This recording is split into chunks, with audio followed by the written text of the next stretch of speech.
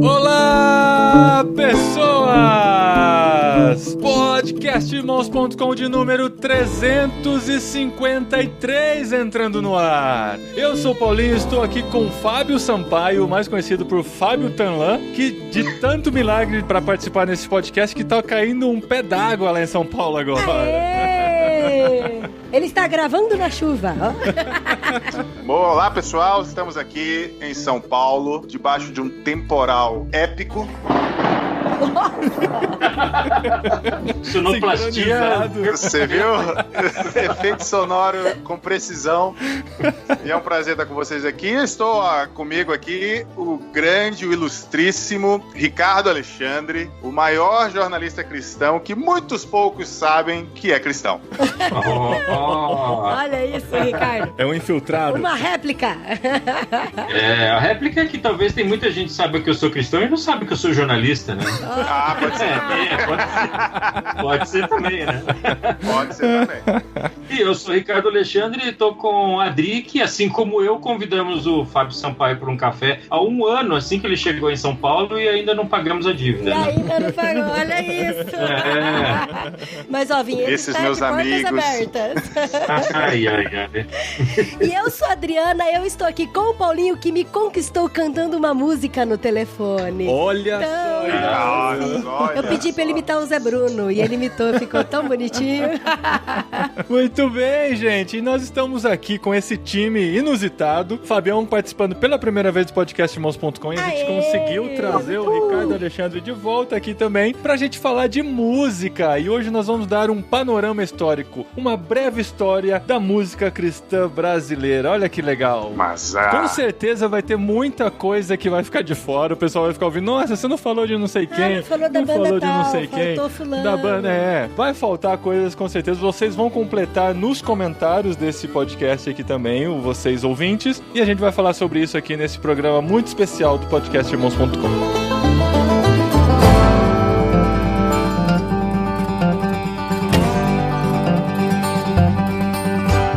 Gente, vamos lá então. A gente vai falar de música cristã, a gente vai falar do que isso significa, mas a gente já pode começar a entender que, assim, existe uma origem, existe quando a música cristã contemporânea começou a chegar no Brasil, mas a gente vai descobrir que a partir daí existiram várias bifurcações, trifurcações, e ela foi para várias linhas diferentes, né? Hoje, até se a gente conversar com amigos que curtem música, ouvem música, eles vão ter uma gama de cantores que talvez a gente nem conheça, né? Porque a coisa se subdividiu muito. Existe uma música hoje muito mais voltada pro lado pentecostal, outra mais pro lado reformado, e muitas delas nem se conhecem. Eu percebi isso quando gravando com a Marcela Thaís recentemente. Eu perguntei que tipo de música você cresceu ouvindo. Ela falou, eu cresci ouvindo Álvaro Tito. Aí eu tive que dar um Google pra saber quem é Álvaro Tito, e ela sabe? ainda falou que ele é super conhecido, importante. E é. Daí eu fiquei, meu Deus, quem que é esse homem? Exato. Eu também tive que dar um Google. Mas Álvaro Tito é um clássico. Exatamente. Eu fui descobrir isso, mas eu não conhecia. Um canário de voz aguda, raro, assim, pra época. Fez muito sucesso, década de 80, início dos anos 90, Álvaro Tito. No final dos anos 90 ele tava meio sumido, mas agora parece que ele deu um revival. Só pra eu tentar dar uma organizada na minha mente naturalmente confusa. O Fábio tem uma pesquisa, debruçado um pouco nisso. A tua pesquisa vai até que ponto, Fábio? Qual que é o teu marco inicial para o que a gente pode chamar de música evangélica brasileira? Eu comecei com o final da década de 40. Na verdade, comecei com Luiz de Carvalho e Feliciano do Amaral. Olha isso. Esse eu conheço. Esse eu conheço. Cresci ouvindo isso. Inclusive o Feliciano do Amaral, acho que morreu ano passado, foi isso? O Luiz de Carvalho, né? Se eu não me engano, não, o Luiz de Carvalho já faz uns 2 ou 3 anos. O Feliciano Amaral foi no ano passado. E até o ano passado, eu li em algum lugar que ele estava no Guinness como cantor há mais tempo na ativa. Olha só. Agora só não sei se ele estava no Guinness mesmo ou se era um prêmio, assim, tipo, do meio evangélico, sabe? Sei. Ele tava com 97 anos e ainda tava nativo. Que legal, cara. Em 2015, eu assisti ele cantar ao vivo. Muito bonitinho, ele foi levado até lá na frente, tocaram playback, ele falou algumas coisas, cantou. Muito sóbrio, muito lúcido, assim. Então, realmente, foi um prazer. Homem no céu, tem o livro da vida, foi escrito por ti. E então eu comecei com esses dois. O Luiz de Carvalho, em 58, ele lançou o primeiro LP. Caramba. Em 48, o Feliciano do Amaral lançou o 78 RPM, que eu acho que era tipo um... Compacto, um né? singlezinho, um compacto, né? Então o primeiro LP mesmo foi o do Luiz de Carvalho.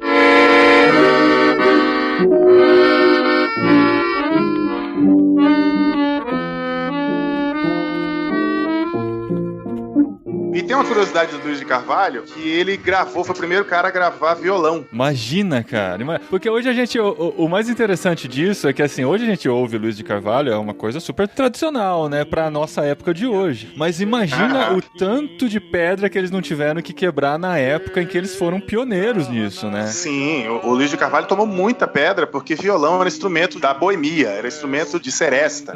Então não era um instrumento de crente. Cristão não deveria tocar violão. Era um instrumento do diabo. Era do diabo. Como todos os outros que virão depois, né? Como todos os outros que vieram depois. Que ano que foi isso? Só que 48. Isso foi 58. Na verdade, 55.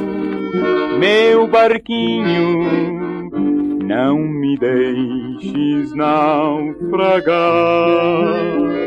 Guia Cristo, meu barquinho, para o meu eterno lar.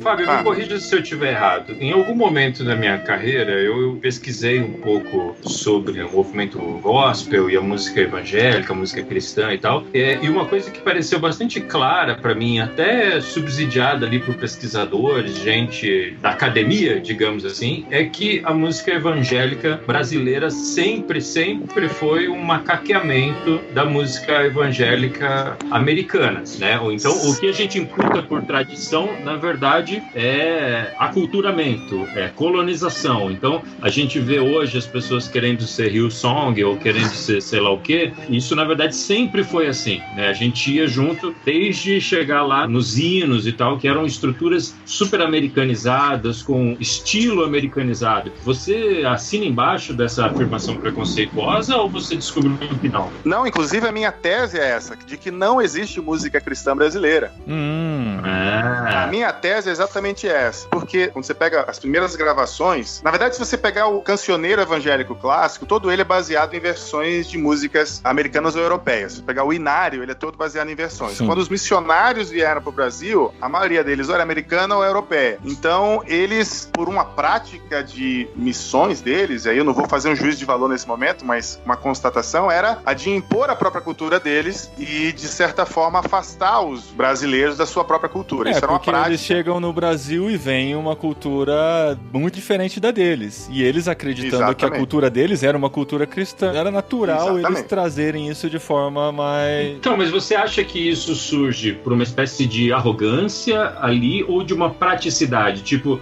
pra que se preocupar com arranjo, com arte, se a gente pode pegar um negócio pronto e evangelizar assim mesmo? Eu acho que é as duas coisas, mas somado a uma noção de realidade mesmo. A percepção de realidade deles, o C.S. Lewis fala muito sobre percepção de realidade, eu acho muito bacana, era essa, de que a cultura deles era melhor. Essa era a percepção de realidade deles.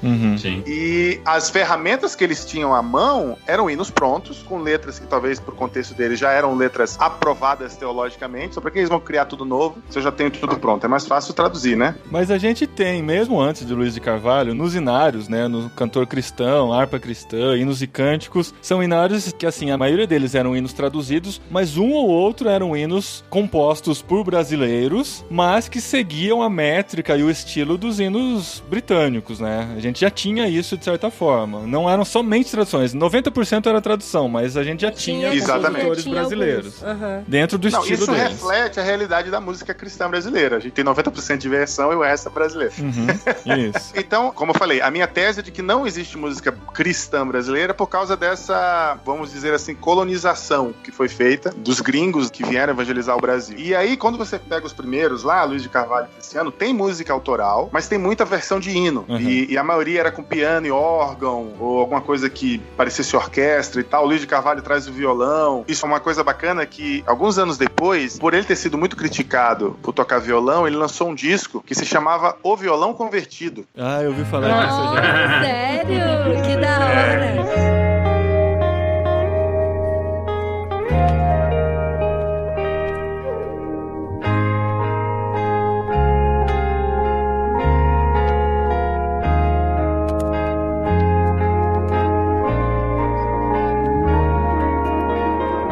manso e suave, né? É, manso e suave. Mas é só no violão, sem voz? Não, tem um órgãozinho e tem um violão fazendo harmonia e algumas melodias. Ah, tá. Ele fez isso pra vencer essa barreira que o violão tinha, né? Foi uma sacada de mestre dele. Isso foi de 69. Caramba, que da hora. Você identifica alguma característica brasileira no violão dele? Eu não sou um expert em música brasileira como um todo, mas me lembra muito, e quando eu fui estudar um pouco da história, a estética de Nelson Gonçalves, esse tipo de som, sabe? Sim. Ele acaba trazendo um pouquinho dessa influência da seresta, né? Das músicas boêmias, Exatamente. porque eram que possivelmente ele cresceu ouvindo também, né? Então essa Exatamente. influência não tem como negar. Isso é uma coisa que eu acho que é uma discussão toda, quando o pessoal fala sobre estilo. Não, porque o estilo agora é ruim. Cara, toda a história da música cristã sempre lidou com o estilo contemporâneo. E sempre sofreu preconceito exatamente por isso. Sempre o artista que se destacou, o músico, não vou nem usar o termo artista, porque muitos não tinham essa intenção mesmo de ser artistas e tal, eles tentavam usar a música de sua época, né? Lutero já fazia isso. Então, muitos sofreram preconceito por causa disso. Você chegou a mexer um pouco na música de raiz evangélica? Conversando com o meu amigo Osmar Guerra, nosso amigo, ele tem esse projeto de música de viola, né? Música caipira. Mas eu sei que existe todo um repertório de música evangélica caipira pelo Brasil afora. Você chegou a investigar um pouco isso? Isso talvez seja a música evangélica brasileira de fato, né? Eu não sei, porque se a gente for fazer essa investigação regional, a gente pode encontrar muita coisa espalhada pelo Brasil. Você vai encontrar coisa do interior do Nordeste, a coisas do Centro-Oeste, talvez até milongas no Rio Grande do Sul, coisas no Norte, mas tudo isso é tão pontual e periférico, né? E periférico que não influencia a cultura, vou chamar assim, a cultura musical cristã brasileira. Entendi. Eu acho que o grande influenciador da cultura musical cristã brasileira é a música gringa. Esse é o grande referencial. Eu percebi que a gente vivia em ciclos. A gente começava com produção inspirada em coisas de fora, aí aquela primeira geração que fazia coisas inspiradas em coisas de fora influenciava a geração seguinte, que aí produzia coisas autorais. Aí essas coisas autorais sofriam um determinado preconceito e tal, mas eram, depois de um certo tempo, 10, 15 anos, eram substituídas por novas influências externas. E aí essa geração que recebia essas influências externas vivia um certo preconceito com aquilo, mas ia assimilando, a geração seguinte produzia influenciado por aquilo que assimilou externo. E a gente ia fazendo esse ciclo a cada 10 anos, esse ciclo ia acontecendo. Fica muito evidente pra mim esse ciclo nos anos 80 e 90. Enquanto no Brasil a música principal cristã que estava acontecendo era o rock, né? Você pega o rock dos anos 80 e aí Oficina G3, Resgate. Mas eles só vieram a ter o respaldo e reconhecimento nos anos 90, 10 anos depois. Então, enquanto o movimento rock brasileiro é dos anos final dos anos 70 e anos 80, me corrija se eu estiver errado, Ricardo, o principal é anos 80, é ou não é? Na música cristã só veio a acontecer nos anos 90. A gente tem bandas que surgiram nos anos 80 e começaram, levaram muita paulada, mas só veio a ter respaldo e realmente ter relevância nos anos 90. Primeiro que, esteticamente, a música cristã sempre chega atrasada. E rock mais ainda, né? Porque, assim, eu lembro muito bem quando surgiu o Cats Barneia e tal, que eu era terminantemente proibida de ouvir e o pessoal falava de púlpito que não era pra ouvir essas ditas músicas gospels, mas eles elas não tocavam na igreja, rock, né? Eles tocavam em ajuntamentos de jovens, os mais alternativos, né? Como que era aquele lá de São Paulo, que era famoso? O SOS da Vida? É, o SOS da Vida, mas tinha um tal de pastor... Tinha a igreja do... O tio Cássio ali? Tio Cássio, isso, do tio Cássio, bem famoso e tal. Que é a igreja embrionária da Renascer, né? É a igreja embrião que depois saiu dessa igreja o casal que criou a Renascer. Então, essa galera se reunia nesses grupos alternativos, eles não tinham abertura nas igrejas, aí depois que foi popularizando, muitas pessoas da igreja foram entendendo que não era tão do mal, assim. E aí eu lembro o primeiro show de rock que eu fui, cara, foi demais, foi do Catedral. Catedral que tem uma fatídica história com o amigo Ricardo Alexandre, mas fica para outro momento. Não, nem história.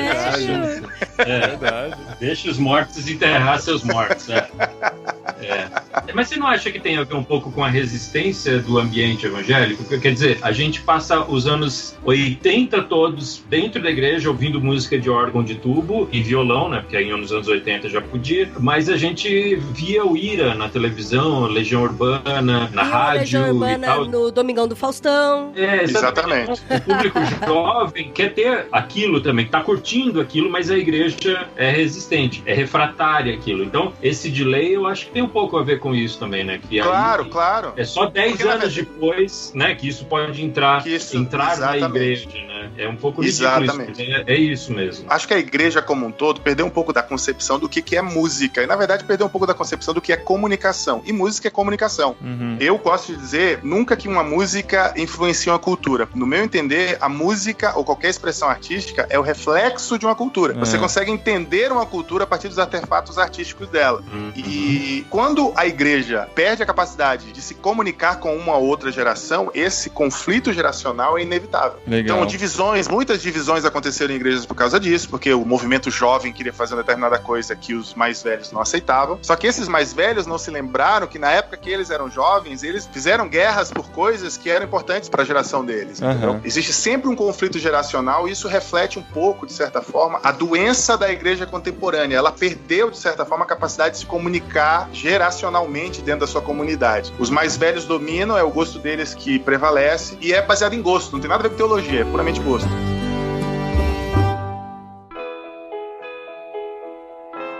Eu acho que a gente tá adiantando demais, assim, indo pros anos 80 e 90, porque tem um divisor de águas muito grande nos anos 60 em toda essa música cristã. Vamos falar de... Vencedores por Cristo, gente. Exatamente. E isso é muito importante. Muito importante.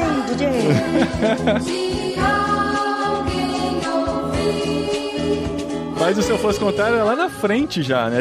É de 73. A primeira equipe dos Vencedores é de 68. Ah, mas é a música 68. E o mais importante de tudo, nasceu na CEPAL, a nossa organização. Chegou onde ele queria falar.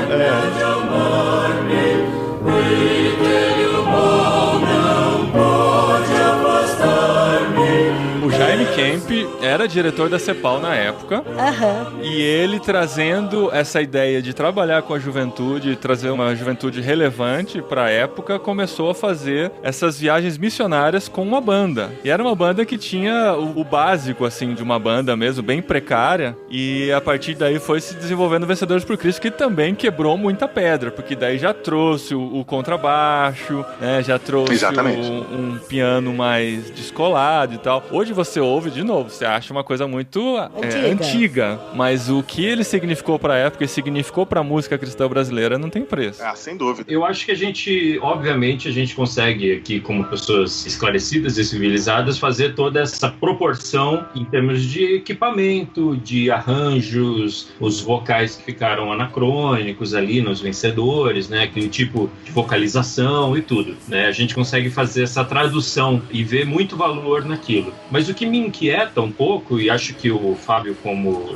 artista, como músico, pode dar uma visão muito valiosa sobre isso, é o quanto o trabalho dos Vencedores me parece um parêntese, um começo e fim na história da música brasileira, porque a gente imitava os americanos, a gente usava os repertórios dos americanos, aí tivemos os Vencedores, e depois continuamos imitando os americanos, de Hillsong, e como se a gente fosse incapaz de aprender com a lição que os Vencedores nos deixaram. O próprio Vencedores, quando surgiu, eram só versões. Exato, isso que eu ia contar. Sim. O Jaime Kemp veio pro Brasil e apesar de ele ter convertido ao coração brasileiro, ele ainda não sabia como contextualizar aquilo exatamente. Então ele trouxe as músicas que são versões que pra mim explodiu a cabeça quando eu descobri que eram versões. Tipo, Se Eu Fosse Contar, Cristo é Meu. Isso é verdade. Esse tipo de Inclusive música. eu fiz a versão de A Orarmos, Senhor. Sim. Aí fui atrás do autor, é o Michael Carmichael, um autor é o autor americano. de todas essas. Inclusive o Se Eu Fosse Contar, Nas Estrelas. Que já morreu e que pra conseguir os direitos é uma novela que eu acabei não lançando por causa disso. Então. Não, mas eles tinham uma inquietação. Eles tinham uma inquietação ali deles, que era produzir material autoral, produzir material brasileiro, que é uma inquietação que foi se desenvolvendo ao longo do tempo. Isso foi acontecendo sim, e é muito interessante, porque em 1977 tem outro divisor de águas aí, que é o disco de Vento em Popa.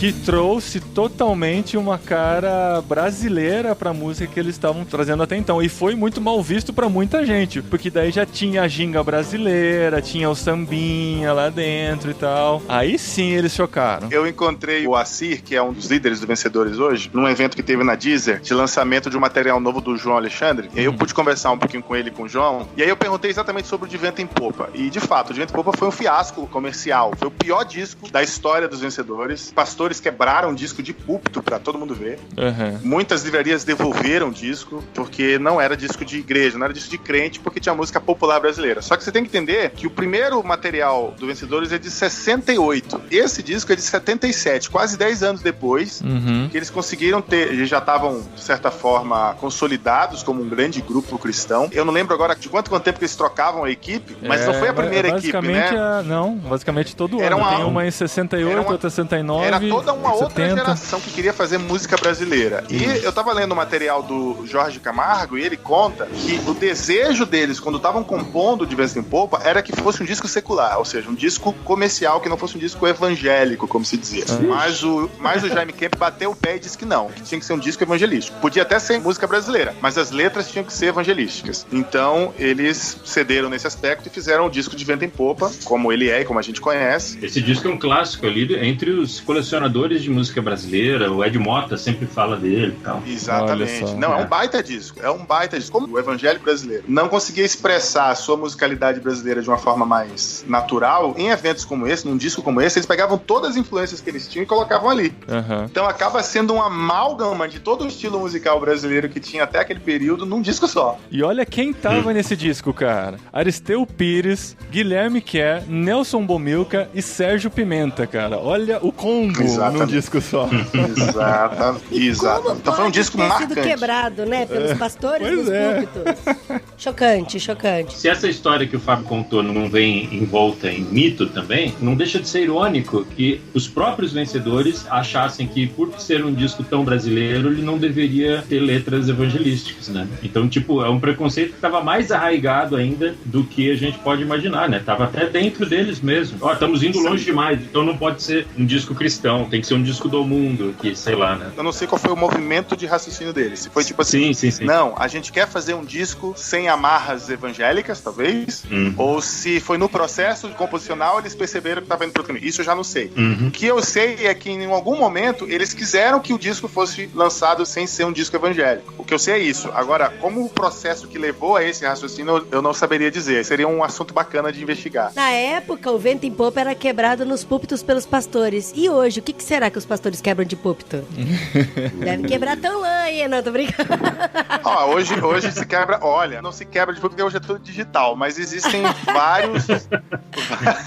Isso é uma coisa curiosa. Não é mais nem tanto a música que leva os pastores a quebrarem algo de púlpito hoje. É a imagem, é a estética, é o que diz ou deixa de dizer. Muito menos do que faz ou deixa de fazer. Isso é verdade. E isso é muito curioso. Falar agora coisa contemporânea. Tem uma artista famosa cristã agora, gospel, que tá fazendo muito sucesso, mas que ela tem um cabelo colorido. Então, isso já é um motivo pra falar mal. Certo. Aí tem um outro que toca música eletrônica, mas dança, ou sei lá, faz uma coisa que não é muito comum. Aí já é um motivo pra falar mal. Ao mesmo tempo, você vai em comunidades carentes do Rio, que se toca funk lá dentro da igreja. E o pessoal dança aquelas danças de funk lá. Então... Tem bastante funk gospel, né, inclusive? Tem. Tudo começou com o Adriano Gospel Funk. Se não for chutar que ela sou, chuta que ela sou. Então, isso é chocante pra gente, né, os velhos. Como esses caras foram chocantes pra época deles. Exatamente. Mas quando eu comecei a estudar isso, eu meio que descobri que não tinha por que ter medo de nada novo que surja, sabe? Você tem que questionar, tem que avaliar, mas não precisa mais ter aquele medo que se tinha antigamente, né? Ah, não, isso é o mundo entrando na igreja. Isso é mal bobagem. E a gente também tem essa glamorização do antigo, né? Mas se você olhar, tinha muita coisa ruim lá também, né, cara? Muita coisa ruim. Nossa, era só pérolas, só clássicos. Se você pegar o Inário, você vai achar muita coisa ruim, muita letra ruim. Tem muita coisa ruim no Inário mesmo, verdade. Olha Quer ver uma a blasfêmia que vocês estão fazendo agora. Quer ver uma coisa que é muito ruim nos inários? São os hinos ufanistas que tem em nossos inários. Sim. Muito. Que nós somos isso, nós somos a igreja, não sei o que. Esse tipo de hino, eu acho que eles são muito ruins, são muito antropocêntricos, são um prelúdio ou algo embrionário disso que a gente chama hoje das músicas contemporâneas que só pensam no homem, né? Que o homem tá no centro e tal. Sim, verdade. Eu acho essas músicas ufanistas muito ruins. Não, e coloca a gente num patamar, assim, num pedestal tão grande, longe de todos, que aí a gente parece que não tem vontade de evangelizar ninguém, de estar perto de ninguém, porque a gente já se coloca numa superioridade que não quer se misturar, sabe? Aí tem hino em louvor à igreja, tem hino em louvor à pátria. Aí tu fala, isso tem a ver com sabe? Aí tu fala, isso tem nada a ver com cultuar a Deus, mas tá na história. Então são coisas que nem se questiona, mas que estão aí. Então, uma coisa que me deixou chocada quando eu era criança, a gente sempre cantava hinos, né, na igreja e tal. E aí, uma vez, assistindo um jogo de futebol no Mundial, daí eu vi que o hino da Inglaterra era um hino que tinha no inário que a gente cantava na igreja, sabe? E, tipo, sim. Nossa, mas é sério, eu fiquei muito chocada, muito chocada. Aí você imagina... Gente, como pode? Você imagina, tipo, lá na Angola, né, que fala português também, eles cantando um hino com a música do hino nacional brasileiro? Que coisa absurda, gente. Exatamente. Mas tem vários hinos que, se você for olhar lá na descrição, ele tem letra de fulano e melodia tradicional escocesa. O que significa melodia tradicional escocesa? Atirei o pau no gato deles. Ou música de boteco, né? Tem isso. Ou música de boteco, música que se cantava na Escócia, né? Garrafa de cerveja. Bebendo o quê, né? Batendo na caixinha de fósforo, olha aí. Batendo fazendo tintim com caneca de cerveja. Então, mas Fábio, vou dar uma complicada aqui. A gente sabe que o fazer artístico é uma coisa muito natural, é uma coisa, ou deveria ser natural, né? Porque se não é natural, vira jingle, vira publicidade, e o artista precisa responder às suas inquietações artísticas. Eu costumo dizer que o artista tem que fazer o que ele quer fazer, e não o que é moda, o que, né? Porque se você cumpre uma agenda, isso deixa de ser arte, vira encomenda, vira outra coisa. Muito bem. A minha pergunta, na verdade, é o seguinte: o quanto você acha que esses movimentos são artísticos de fato, ou o quanto eles são deliberados? Assim, tipo, não, a gente precisa chegar na comunidade carente, no morro, então a gente precisa fazer um funk gospel, ou a gente precisa ficar mais brasileiro. Ou seja, uma coisa tão artificial quanto se fosse importar algo de fora. Olha, essa é uma pergunta difícil, porque eu acho que no contexto da música congregacional, e a maioria da música produzida antigamente, antes de surgir o movimento gospel, eram músicas com pelo menos a pretensão de se tornarem congregacionais, né? Elas ser tinham cantadas muito, na igreja, né? Elas tinham muito uma visão funcional pra música. Então, eu não vou dizer que não eram produções artísticas, porque seria uma arrogância da minha parte. Mas eles não tinham essa concepção na produção deles. Eu acho que era uma coisa muito mais ingênua. Eu tô falando das coisas mais antigas, né? Mais ingênua e que dialogassem com eles. Mas eles não tinham essa coisa de, não, eu sou artista, vou me expressar. Eu acho que não era essa a preocupação e nem a intenção deles. Eles tinham a intenção e a preocupação de evangelizar. Sim. Essa era o objetivo. Então eu tenho que falar sobre a cruz. Então eu acho que eles falavam alguma coisa, compunham nesse sentido. Agora, esteticamente, me parece que em cada uma dessas gerações, aí eu tenho aqui pastas, né, separadas, 50, 60, eles sempre usavam uma estética com um certo delay ao que se refere à música popular. Inclusive, quando você chega na década de 70, começam a surgir as igrejas mais alternativas, que é uma coisa que acontece no Brasil, reflexo da década de 60 nos Estados Unidos, que começa na década de 70 no Brasil, do Jesus Movement, essas coisas todas, que eram igrejas alternativas, como comunidades. As comunidades, todas elas, a Comunidade da Graça, era uma igreja alternativa, que virou a comunidade hoje. Surge os Jovens da Verdade, Asaf Borba, Grupo Elo surge nessa época, que já tem uma... Cara. Aí você escuta Calmo, Sereno e Tranquilo, aquilo tem muita sonoridade da música popular da década de 60, início da década de 70. Calmo, sereno e tranquilo. Existe um diálogo aí acontecendo, mas sempre parecido com o que já aconteceu na música popular. Isso é uma percepção que eu tive. Hoje esse delay é menor. Desde a internet, esse delay da música cristã pra música popular é bem menor. Mas hoje você não acha que a gente tem uma característica muito clara, assim, do que é uma música gospel, que se chama? Por exemplo, o estilo criado por Hillsong, Bethel Church, essas igrejas que são mais tocadas nas igrejas brasileiras hoje, não acabam sendo um estilo que você bate o ouvido, você já identifica como sendo uma música gospel, ou como sendo uma música congregacional. Sem dúvida. A gente não tem mais essa cara contextualizada. Eu costumava brincar que na década de 80 ninguém diria que a música dos anos 2000 dessa igreja seria YouTube.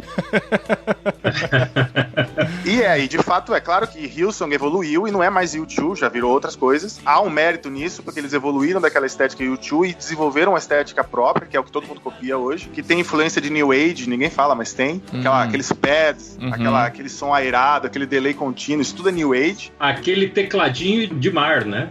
Exatamente. Né? Isso é New Age Music. Vai dizer isso, os caras vão pirar, mas é. Se vocês ouviram Enya, lembra de Enya? Sim. Vocês ouviram essas músicas? A gente estava tentando esquecer isso. Há 20 anos tentando esquecer isso. Mas obrigado, Fábio Sampaio. Eu tinha um professor que tinha uma banda de New Age lá em Porto Alegre, mas era mais rock progressivo misturado com New Age e tal. E é muito teclado, essas coisas com muito teclado, com introduções longas, muita emoção e tal. Isso vem do New Age e foi incorporado nessa música contemporânea cristã.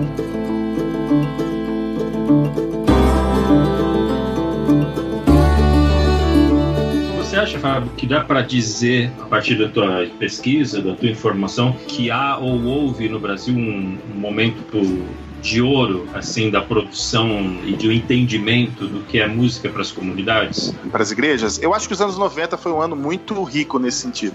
A gente teve muita produção nacional, a gente teve as comunidades, frutos do espírito, muitas bandas do gospel surgiram com mais força nos anos 90, muita coisa autoral e de estética bem própria, assim, muita coisa não era cópia de nada, tinha muita cópia, é verdade, mas teve muita coisa que tentou ter a sua própria identidade. Eu entendo os anos 90 como a primeira metade dos anos 90 como um período muito fértil nesse sentido. Quem que você pode citar de bandas nessa época? Porque teve gente que veio de antes, né? E que em 90 teve muita produção, tipo Azaf Borba, né? O Azaf Borba ganhou um grande respaldo nacional nos anos 90, Comunidade da Graça nos anos 90, Daniel Souza nos anos 90, Gerson Ortega, esse pessoal todo que começaram lá atrás, muitos deles participaram do Vencedores também, Ademar de Campos, mas tudo isso sucumbiu ao movimento Hosanna Music da metade dos anos 90. Sim, cara, que eu era apaixonado, mano. Eu era viciado em Hosanna Music. Hosanna Music era do final dos anos 80. Você pega God's Able, os primeiros lá, final dos anos 90, são tudo com ombreira, né? Não, God is Good. God is Good, isso mesmo. Mas eles só chegaram assim no Brasil com força na metade dos anos 90. Sim, foi quando eu entrei pra faculdade, lá em 97, e lá em São Carlos tinha a livraria de um amigo nosso lá, que eu ia todo dia depois da aula ouvir música lá, e todo mês eu comprava um CD do Hosanna Music. Exatamente.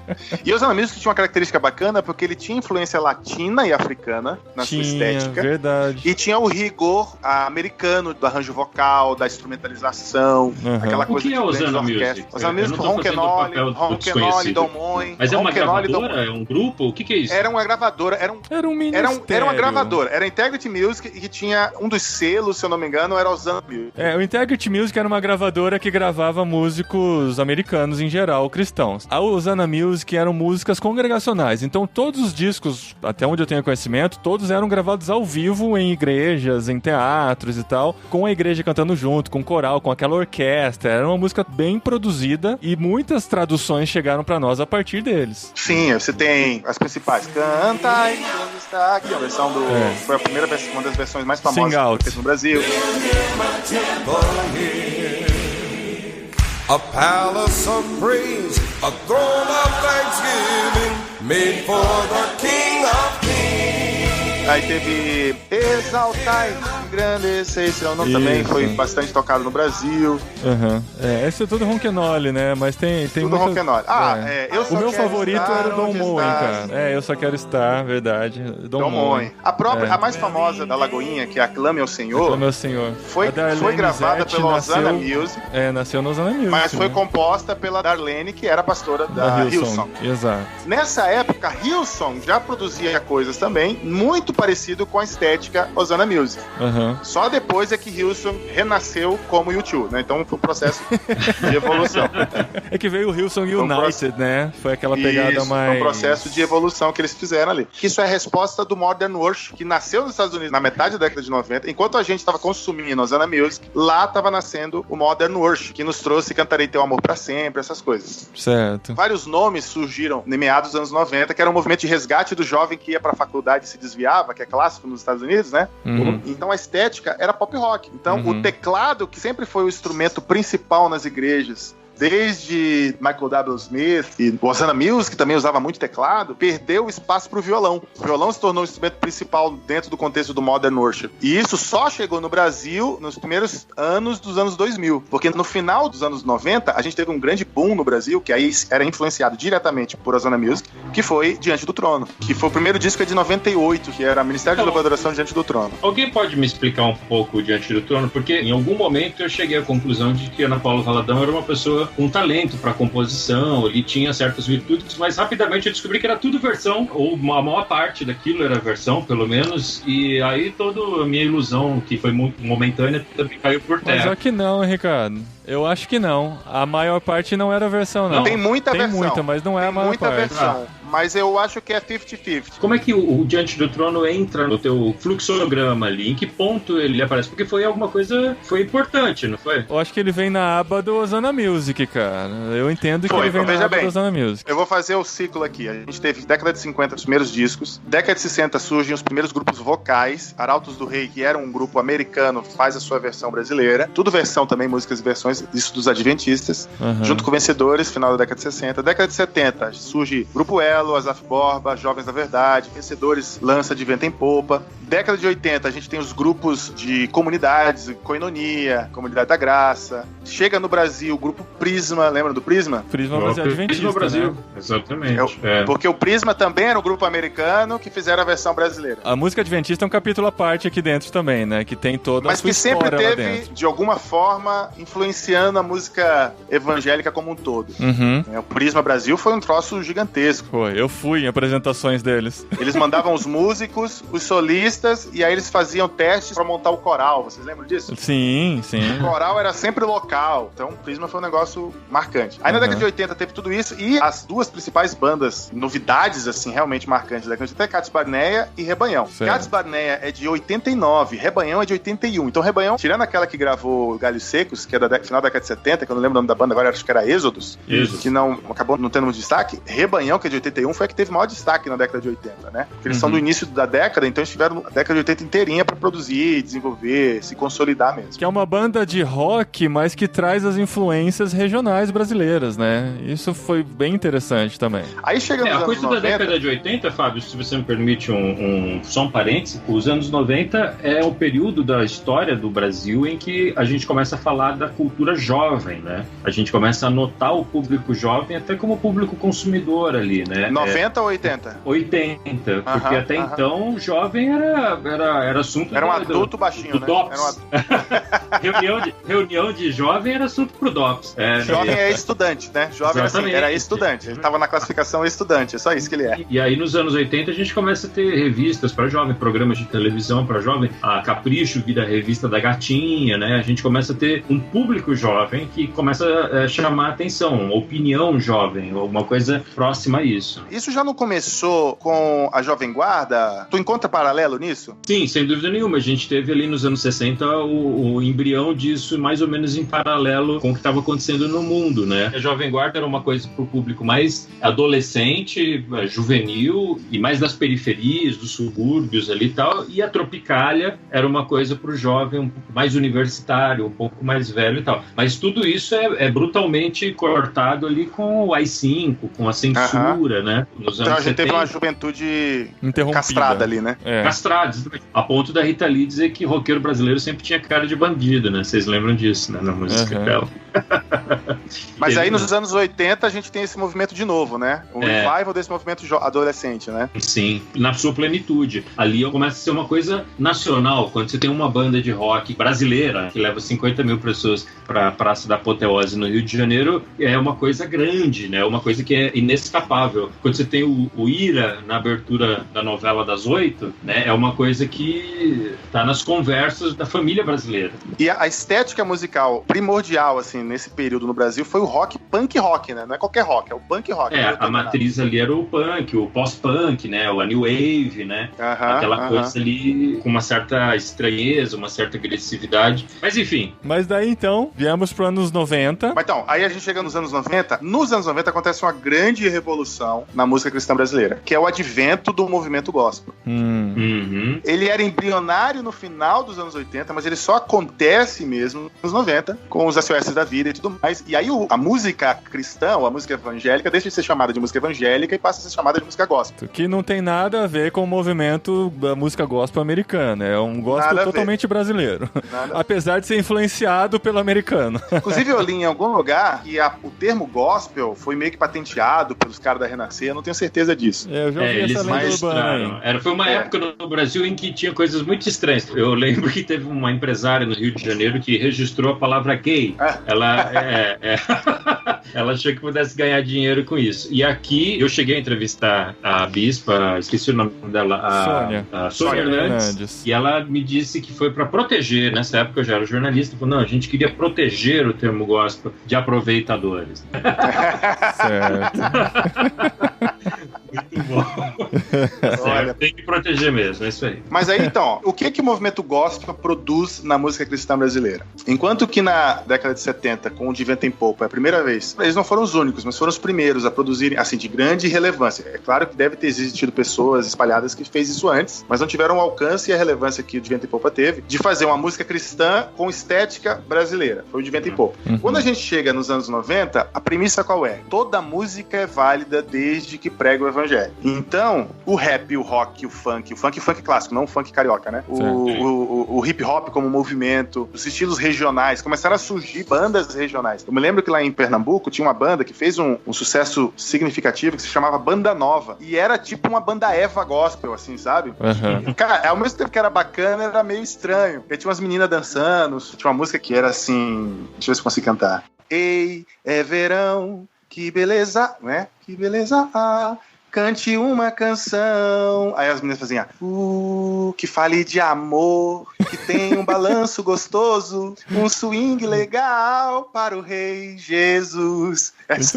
Muito bom. Essa era um negócio assim, aí tinha muito timbale, era coisa muito regional. Então nessa época teve esse boom de música regional também. Por isso que eu digo que esses primeiros 5 anos ali dos anos 90 foram muito férteis nesse sentido de produção local. Teve a banda Rara também, né? Apesar de surgir em 87, o grande boom deles foi em 90, né? O segundo disco é de 91.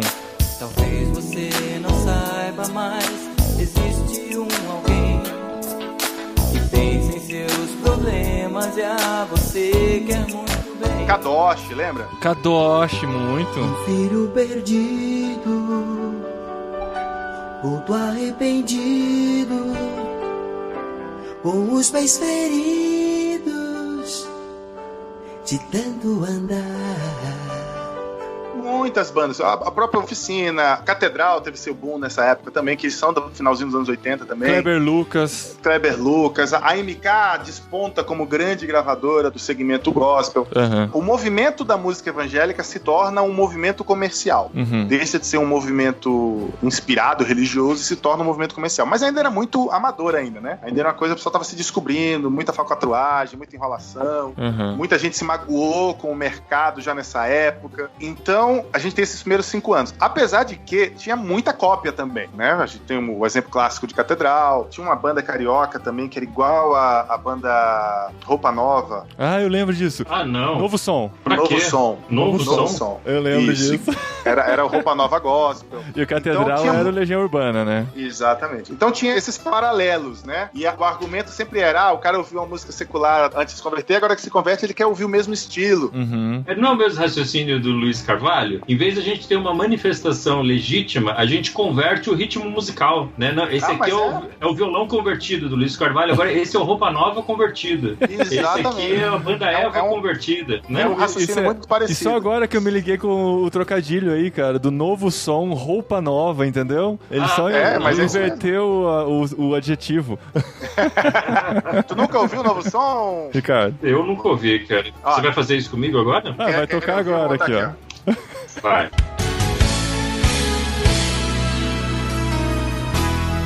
Há muita gente por aí, sem paz no coração, tantos caminhos pra seguir, sem ter os pés no chão.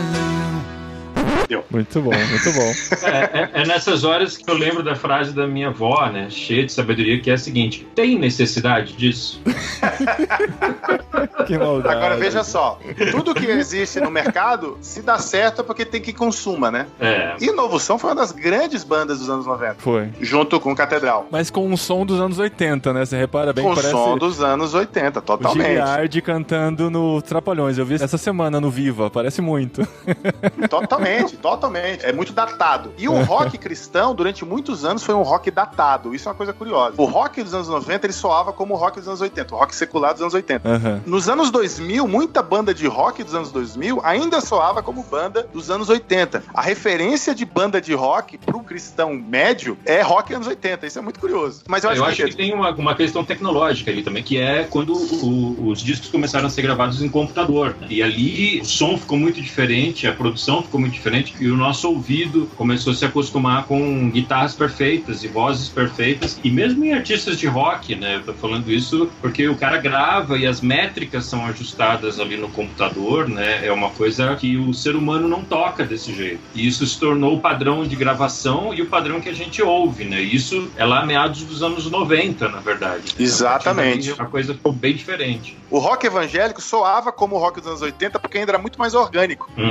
Era mais mal gravado, porque os recursos não eram tantos. Claro que a coisa foi se aperfeiçoando e hoje você não percebe diferença. Hoje, grandes bandas cristãs brasileiras e bandas seculares têm o mesmo nível de produção, porque hoje a coisa ficou um pouco mais democrática, podemos dizer. E às vezes são até os mesmos caras que estão produzindo, né?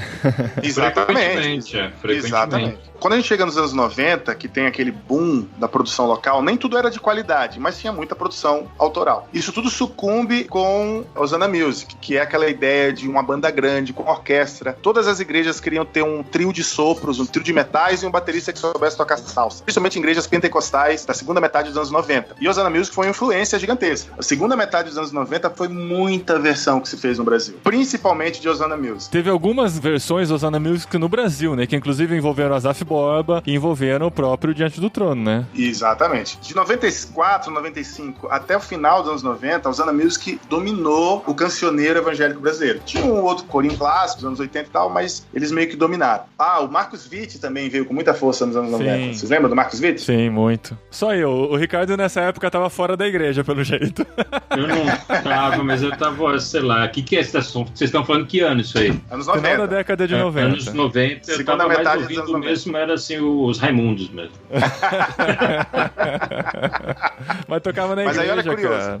Em 98, surge o primeiro disco dessa igreja batista da Lagoinha, que fica lá em Belo Horizonte, que era uma igreja grande, mas que muito influenciados pela estética Hosanna Music, eles lançaram um disco com algumas versões. Foi a primeira versão de Shout to the Lord, Aclame ao Senhor, que virou Aclame ao Senhor. Primeira versão oficial, né? Porque vários lugares já cantavam suas versões locais, mas essa se tornou uma versão oficial no Brasil. E esse movimento deles de lançarem esse disco em 98 instaurou uma nova fase de produção local. Então começaram a surgir os ministérios. Ministério não sei da onde, ministério, igreja não sei das quantas.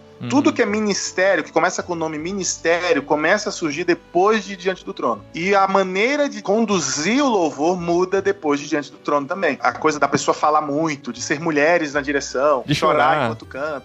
É aquele jeito diferente. Essa estética toda se impregna no cancioneiro evangélico brasileiro depois de Diante do Trono. Sim. Então eles foram muito importantes pra isso. Eles trouxeram qualidade também, né? Qualidade musical. Sim, de qualidade musical, de qualidade de gravação. Foi muito melhor o disco deles do que muitos outros tinham sido feitos antes. Composição também, as composições eram pop, eram muito bonitas, elas tinham uma pegada mais contemporânea, né? Então, eles foram muito importantes pro final dos anos 90 e início dos anos 2000. Então, eles vieram trazendo com força todo o Modern Worship, quando veio pro Brasil, chegou como louvor profético. Vocês lembram do louvor profético? Sim, sim. Aí a gente tinha David Keelan, tinha... Qual eram os outros nomes? Mas não, aquele do Incendeia a Sua Igreja, como é que era o nome dele? Era Cirilo o nome dele? Agora eu não lembro. Sim, foi uma fase que eu não acompanhei muito, mas eu sei do que você tá falando. Toque no Altar também, né? Toque no Altar, que depois virou Rasgando o Véu. Foi nesse período, assim, final dos anos 90 e até metade dos anos... Exato, até metade dos anos 2000, que a gente teve o boom dos ministros de louvor contratados pelas igrejas, de músicos contratados pelas igrejas. Sim. Foi ali de meados dos anos 90 até meados dos anos 2000. A gente teve, assim, um período onde todos os músicos eram contratados, onde tinha orquestra e tal. Gerou tanta ação trabalhista isso que isso foi caindo em desuso. E hoje são... Hoje isso foi diminuindo um pouco. Mas era um movimento de deslumbre pela profissionalização ali, pela qualidade da coisa, né? Sem dúvida, porque assim, tinha muito aquela coisa de tirar o músico do mundo. O cara é um baita baixista, se converteu, vamos contratar ele pra tocar na igreja, pra ele não tocar no mundo. Porque essa coisa do mundo ainda era muito forte. Fica tocando em barzinho, música ambiente de drogas. Exatamente. Música ambiente de drogas, exatamente. Exatamente. Eu acho engraçado que eu tenho uns amigos que são médicos, aí eles falam, essa ideia de que músico vive num ambiente pecaminoso é uma bobagem, porque eu sou médico, eu faço plantão e eu sei o que acontece no plantão, e é tão ruim ou pior do que acontece num bar. E eles podem prescrever as próprias drogas, né? Isso que é pior. Exatamente. Então, esse preconceito, né, com a arte era muito forte. Uma coisa, essa foi a época que surgiu o termo levita, lembra? Sim. Meu Deus. O músico é um levita. Foi nos anos 90 que isso começou, e no início dos anos 2000 isso ainda era muito forte.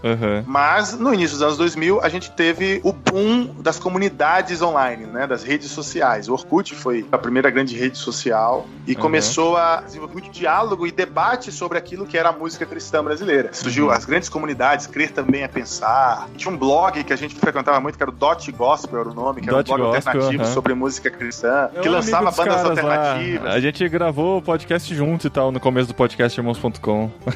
O Dot Gospel era muito bacana. E aí, nessa primeira metade dos anos 2000, a gente tem o boom do worship, que a gente fala. O worship se torna um grande movimento de música dentro da igreja cristã. E aí tem David Keelan, Vineyard, Filhos do Homem, Toque no Altar, o próprio Delírios começa a ser conhecido, Fernandinho. Só que na metade dos anos 2000, a geração que cresceu ouvindo isso desde os anos 90 começou a se incomodar. Houve uma inquietação muito grande, porque as letras começaram a ficar muito pasteurizadas. Junto com esse movimento gospel, surge o crescimento exponencial das religiões neopentecostais, e com elas vem a música deles também. Então, tudo isso foi gerando uma inquietação em muita gente. Virou uma espécie de um pastiche de show business ali, né? Com as grandes estrelas, os grandes estádios, era tudo grande, né?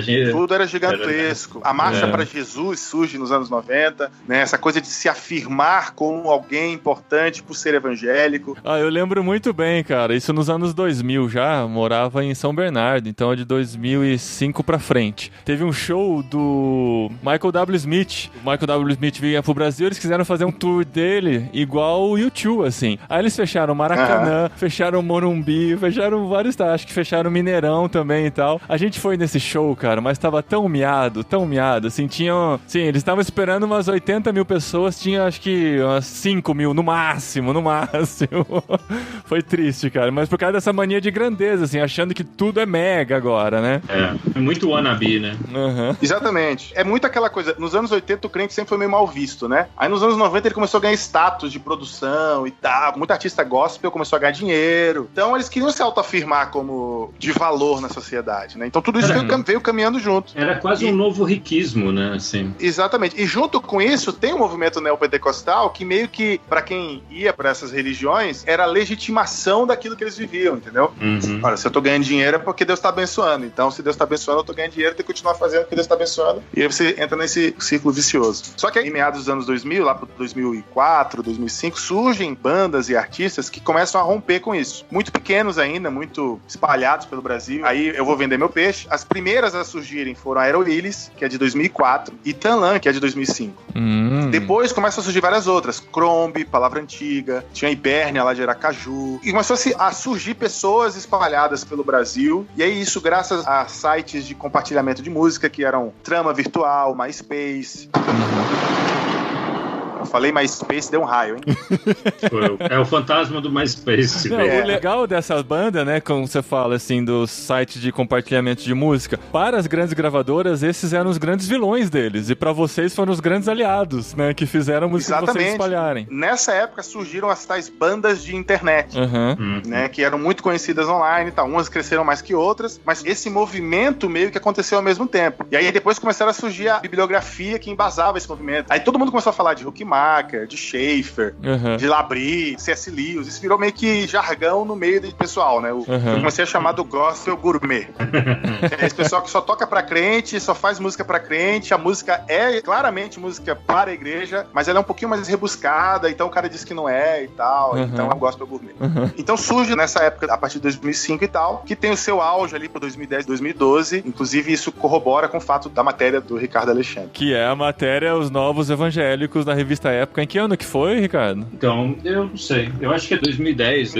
Eu arriscaria dizer que é 2010. Eu acho, tô quase certeza 2010. Eu queria só ouvir um pouquinho antes de terminar. Como é que foi pra ti, Ricardo, ou pro contexto dos jornalistas, pro mundo como um todo, essa matéria? No meio dos crentes, eu sei que gerou um certo burburinho, mas no meio não crente, no meio de jornalistas e tal, o que se falou sobre isso? Explica primeiro o que é a matéria, Ricardo. A gente até falou... Eu lembro que na época eu gravei com o próprio Ed René, que foi citado, que eu nem conhecia o Ricardo ainda, surgiu a matéria, eu tinha contato com o Ed, fui lá, a gente gravou uma entrevista, ele falou sobre isso, e depois eu conheci o Ricardo e a gente falou sobre isso também aqui no podcast. Mas pra quem ainda não sabe do que se trata, o que é a matéria Os Novos Evangélicos da revista Época? Foi uma matéria de capa da revista Época, uma matéria longa, uma matéria grande, sobre essa espécie de reação interna, né, das igrejas evangélicas ou protestantes contra esses jargões todos, contra todo esse clichê dos anos anteriores que o Fábio estava falando, contra todo esse gigantismo dessa Babel religiosa chamada Igreja Evangélica Brasileira. Então ali a matéria, ela procurava mostrar que havia focos de resistência, focos de reforma, né, foi até o termo que a gente usou ali, contra o show business, contra esse pastiche de show business das grandes bandas fazendo show em estádio, contra esses pregadores televisivos. E aí tinha exemplos desde comunidades que só se reuniam em casas, até caras que estavam explorando tecnologia para falar do evangelho, que era o caso do Irmãos.com, e até bandas, artistas que não se admitiam como pares desse mainstream evangélico. Foi ali que eu falei de muitos pregadores, muitos movimentos, muitas pessoas. Então, enfim, essa é a matéria. O que eu sei é que foi muito bem recebido ali na época. Na época revista ou na época?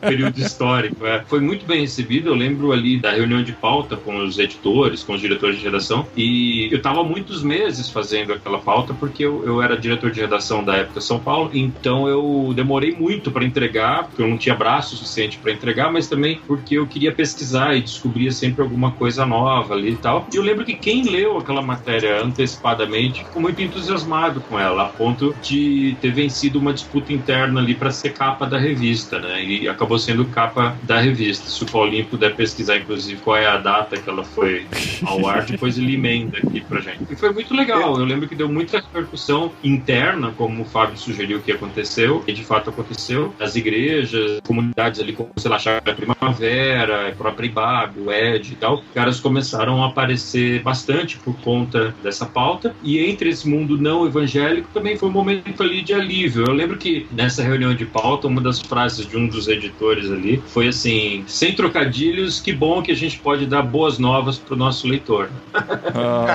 Muito bom, muito bom. Isso. É de agosto de 2010. Agora o número da revista ainda não descobri. Bom, aí a gente chega nos anos 2010 e aí a gente tem o boom do Hillsong United no Brasil, que já começa na meados dos anos 2000, mas em 2010 ele se torna o grande referencial junto com Bethel Music. A música eletrônica chega com muita força, a gente começa a ter os DJs gospel, um dos mais, talvez, reconhecidos no Brasil seja o DJ PV. A gente tem vários espalhados, mas o PV talvez seja o mais famoso. A gente tem o surgimento do Thales, que foi um grande marco desse período, né, 2009 a 2014, por ali. Deus da minha vida, fica comigo, só sua casa mora em mim.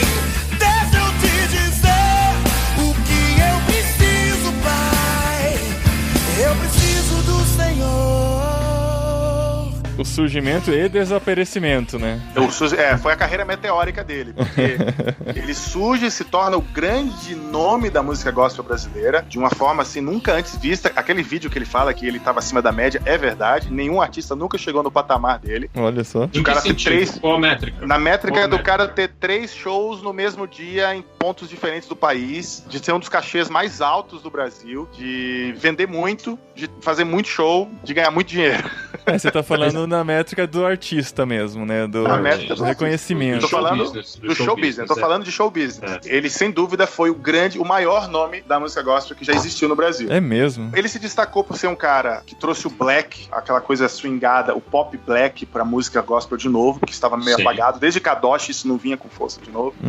Ele trouxe isso de volta. Ele era muito performático. Não sei se vocês tiveram a oportunidade de ver algum show dele. Ele era um cara extremamente performático. Só que, em vários aspectos, teologicamente problemático. Então, isso foi minando a história dele. Ele se tornou pastor, não sei, de uma hora pra outra, alguém ungiu ele pastor. No Brasil, quem tem microfone é pastor, né? Exatamente. Três pastores. Quem tem microfone é pastor e pode virar político a qualquer momento. Só que ele foi afundando a sua própria carreira porque ele começou a falar coisas e fazer coisas que incomodou muita gente. Foi criando intrigas no meio artístico também. Muita ação trabalhista de músicos contra ele. Olha, então, assim, ele foi minando a sua própria carreira, até que ele sumiu. Agora, se eu não me engano, ele ainda toca, mas toca mais fora do Brasil. Parece que ele tá com uma carreira relativamente movimentada na América Latina, eu não sei direito, mas ele realmente deu uma desaparecida por conta da postura dele, né? Que é lamentável, porque ele realmente foi o grande nome, assim. O cara tem um jatinho pra tocar no mesmo dia, no Rio de Janeiro, em Recife e no Rio Grande do Sul. Ele fazia ponte aérea e tocava, assim. Caramba. Realmente foi um grande nome. Aí eu tava conversando com alguns músicos do sertanejo, que o mercado sertanejo cresceu muito no Brasil nos últimos anos, né? E o gospel meio que acompanhou devagarinho isso também. E aí ele tava me dizendo que depois que o Thales sumiu, o mercado gospel começou a ruir também. Os grandes contratantes já não queriam pagar mais grandes valores, já não queriam mais fazer mais grandes eventos, a quantidade de eventos começou a diminuir, os pastores que produziam grandes eventos pararam de fazer os grandes eventos, e aí a leitura desse cara que eu tava conversando era de que todo mundo ficou meio ressabiado depois do Thales e que ninguém queria mais deixar artista criar asa. Então todo mundo meio que... Claro que tudo isso veio junto, acompanhado da crise, né? Então talvez uma coisa retroalimentou a outra e o mercado gospel como um todo se tornou muito menor do que era há alguns anos, né? Pra você, com a Tanlan e uma banda alternativa, isso faz alguma diferença? É bom, é ruim? Esse perfil a gente sentiu essa diferença, porque, como eu falei, não foi só isso, a crise veio junto, né? Então, a nossa agenda diminuiu muito depois disso também. Principalmente porque a gente nunca foi uma banda do mainstream, sempre foi uma banda alternativa. Então, somado ao fato da banda ser do Rio Grande do Sul, sair do Rio Grande do Sul pra qualquer lugar do Brasil é mais caro do que qualquer coisa. Entendi. Então, o cara, quando ia orçar as aéreas, o cara repensava se levava a gente ou não e tal.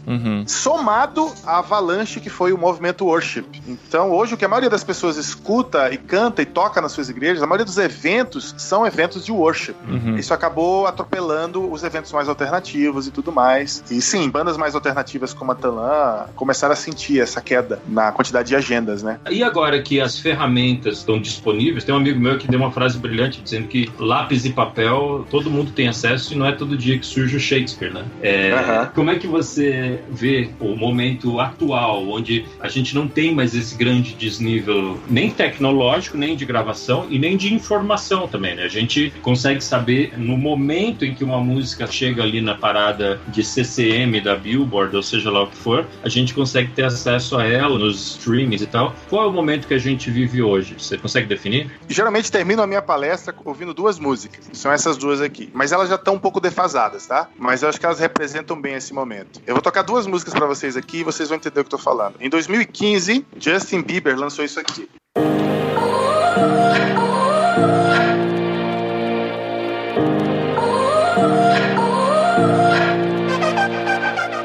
Vocês lembram dessa música, né? Sorry. É, um clássico. Inesquecível. 2016, a Hillsong Young and Free lançou essa música aqui.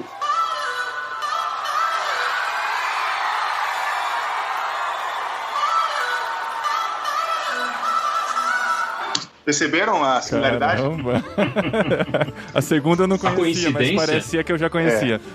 O que eu quero dizer com isso? Que essa distância da produção secular, vamos chamar assim, e a produção cristã, ela tá... menor. Elas estão se igualando. Essa distância tá acabando. A gente ainda chega atrasado, mas hoje é um ano de atraso. Antigamente era 10, 15 anos. Então, com a internet, essa distância diminuiu. Mas aí, de futuro, então, agora na futurologia básica, assim, eu sei que é muito mais fácil. A gente, pela conversa, dá pra perceber que a coisa tá muito mais clara quando a gente olha pros anos 70, 80 e 90 90 do que quando a gente olha pra 2000 e 2010, né? A coisa tá muito mais consolidada lá atrás do que agora. Pra que lado você tá vendo o pêndulo ir agora, Fábio? O que você enxerga da música cristã brasileira nos próximos dias? Você acha que o movimento worship vai perdurar ainda por muito tempo? Hillsong vai continuar com a mesma influência que tem? Ou tem alguma coisa nascendo aí que vai trazer novos ares? Você, assim, dá um chute do que você imagina que vai acontecer. Tem muitos fatores pra colocar no cálculo. Mas se a gente for seguir só o ciclo normal, eu imagino que até 2020 a gente vai ter uma nova virada pra produções locais. Porque como a gente tá vindo de um período de muita versão, pela lógica dos ciclos, o próximo período é de produção local. Essa é a minha aposta. Talvez a partir de agora, esse ano, pra até 2020, vai começar a surgir alguma coisa que lá por 2023, 2024 vai ser o mainstream, entendeu?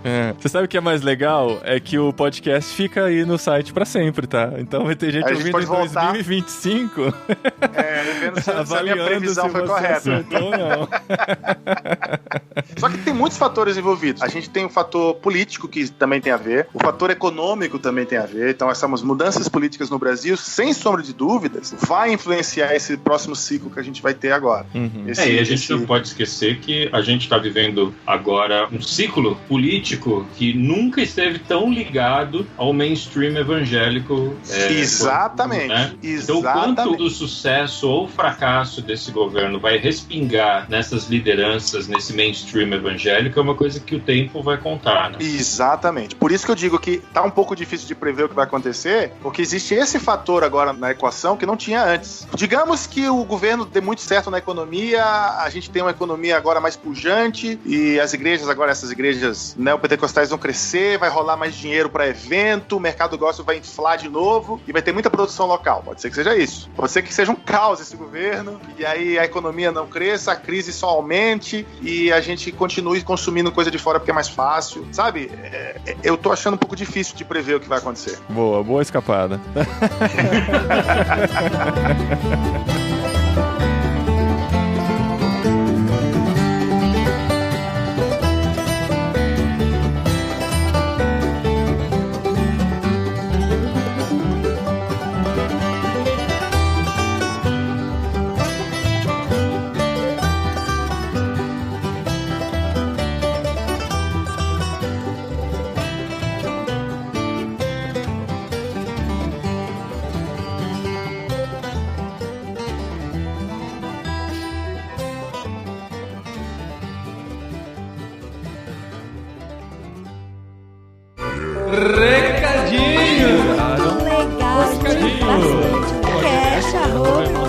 No programa anterior. Muito obrigado. Recadinhos, esposinha! Recadinhos de programa de música! E você gosta tanto de música. E o que aconteceu que você sumiu durante esse programa? Não lembro o que Sua aconteceu. voz desapareceu. Teve que levar as crianças do aniversário, né? É verdade, mês cheio de aniversário, é impressionante, impressionante. Mas então, gente, esse foi o nosso programa musical muito especial. Deu bastante trabalho de editar, de garimpar todas essas músicas. O Fábio Sampaio ajudou, reuniu muitas dessas músicas e tal. Muito legal. Então, assim, ficou um programa muito especial. Agradeço muito ao Fábio, que fez toda essa pesquisa, participou com a gente, e ao Ricardo, que ajudou a fazer todo o panorama musical da época e tal. Sim, o Ricardo manda muito, né? E um agradecimento especial ao Chico Gabriel, que fez a vitrine desse podcast. Olha, você vai ver lá. Tantos artistas reunidos na mesma foto. Que legal, mérito do que Chico legal. Gabriel. Muito bom mesmo. E ó, como a gente previu no início do programa... E vocês falaram de Voz da Verdade? Eu ouvia Voz da muito Verdade, quando era Deus criança. do céu. Ó, como a gente previu no início do programa, a gente esqueceu de um monte de gente. Isso é muito normal, porque a história é muito grande e cada um lembra dos seus artistas e tal. Faltou uma grande linha aí do louvor pentecostal, né? Que passa por Damares, Cassiane. Nossa, faltou? Não, a gente não conseguiu falar de tudo. Então, assim, se você lembrou de alguns e quer colocar dentro da linha do tempo, coloca nos comentários, ajuda a gente, enriquece esse programa, porque tem muita coisa pra ser acrescentada. A gente até pode voltar pra falar desse assunto lá na frente, mas fica bem reforçado aí o fato de que a gente não consegue cobrir tudo Mas num também programa não de dá uma pra hora e cobrir pouquinho, tudo né? também, né, gente? Eu acho que nem se fosse de 10 horas daria pra cobrir. Exatamente, não dá pra citar tudo. Mas mesmo assim, a gente citou muita coisa. Foi fazer uma lista de tudo que foi citado e foi colocado na linha do tempo. Foi muita coisa, com certeza. E olha só, gente, na próxima semana nós temos o podcast literário 007 sobre o discípulo radical do John Stott. Olha, Você tá lendo com a gente. Livrinho, livrão, né? Que é um livro rápido, fácil de ler. Dá tempo ainda de você ler, se você tem na sua estante, pra participar com a gente, né? Pra mergulhar na história junto com a gente, saber o que a gente fala, os pontos. Porque é gostoso, né? Quando a gente lê um livro e acompanha no podcast. Exato. Mas se você não leu também, vai aprender muito, vai sentir vontade de ler, eu tenho certeza. Ah, certeza. Se você não leu, você vai querer ler. E olha só que coisa legal. É o 007. E o que lembra de 007? Você vê que isso é missão impossível, né?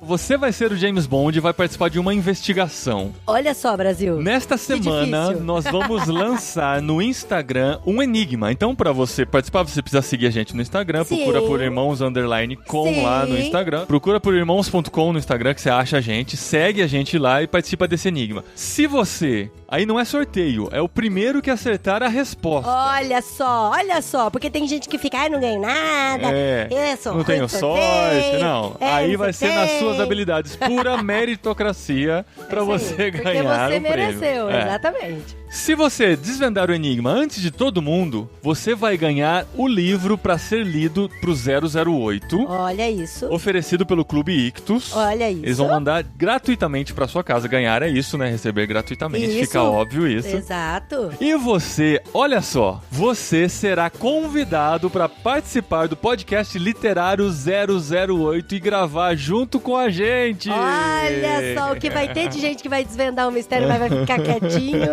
É verdade. Então fica ligado no nosso Instagram, participa desse enigma, seja o James Bond e corra o risco de participar com a gente do próximo, né, podcast literário de irmãos.com. É nesta semana, na semana de publicação desse podcast, nós vamos lançar o enigma no Instagram de irmãos.com. Não esqueça que temos também um canal no YouTube, estamos lançando toda semana um vídeo novo lá. Olha só, isso é verdade, a gente tá lançando, tá produzindo conteúdo aí bem legal. Siga-nos nas redes sociais, porque a gente sempre posta os vídeos nas redes sociais. E assine o canal no YouTube. O link está aqui no post. Clique no sininho, isso eu já aprendi. É, isso, para receber as notificações. Olha isso. Tá bom? Então, procure no site, nossos vídeos também estão todos em irmãos.com. Os links todos estão aqui dentro desse post e a gente se vê na próxima semana, ou pelo menos se ouve na próxima semana, no podcast literário 007 sobre o discípulo radical do John Stott. Valeu, gente! Isso aí, gente. Discípulo radical. Seja você também um discípulo radical. E vai descobrir por que é radical, viu? Vai descobrir. Até lá!